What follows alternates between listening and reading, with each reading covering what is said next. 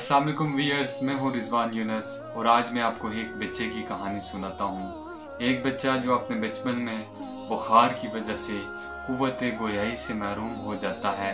एक दिन वो स्कूल से आता है तो उसके हाथ में एक लफाफा होता है। वो लफाफा अपनी माँ को देता है और कहता है कि ये उस्ताद ने दिया है। माँ जब वो लफाफा खोल के पढ़ती है तो उसकी आंखों में आंसू आ जाते हैं और बुलंद आवाज में कहती है कि आपका बच्चा इंतहाई लायक और काबिल बच्चा है।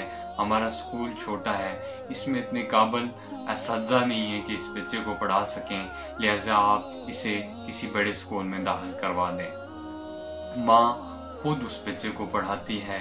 वक्त गुजरता जाता है और एक दिन वो अपनी सदी का मशहूर साइंसदान बन जाता है। उस बच्चे का नाम था थॉमस एडिसन।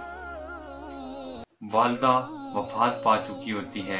एक दिन वो कुछ कागजात ढूंढ रहा होता है कि उसे वहीं लफाफा मिलता है और वो पढ़ता है तो उस पर लिखा होता है कि आपका बच्चा इंतहाई कुनज़ैन और नालायक है, लिहाजा आप इसे स्कूल में भेजकर हमारा कीमती टाइम ज़ाया मत करवाएं। उस दिन वो अपनी किताब में लिखता है, थॉमस एडिसन एक नालायक और कुनज़ैन था, लेकिन एक अजीम माँ ने उसे सदी का मशहूर साइंसदान बना दिया। बात करने का मकसद ये है, आज हमसे जो कोताहियाँ होती हैं, जो माओं से कोताहियाँ होती हैं, जिसकी वजह से कितने लायक बच्चे आगे नहीं बढ़ सकते। माओं से मेरी ये इल्तिजा है, अपने बच्चों को हौसला दिया करें, कॉन्फिडेंस दिया करें।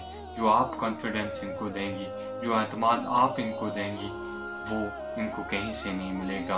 आपका एतमाद इनको एक अजीम आदमी बना सकता है। हमारे मुल्क को, कौम को ऐसे किरदारों की ज़रूरत है। अल्लाह ताला आपका और मेरा हामी और नासिर हो।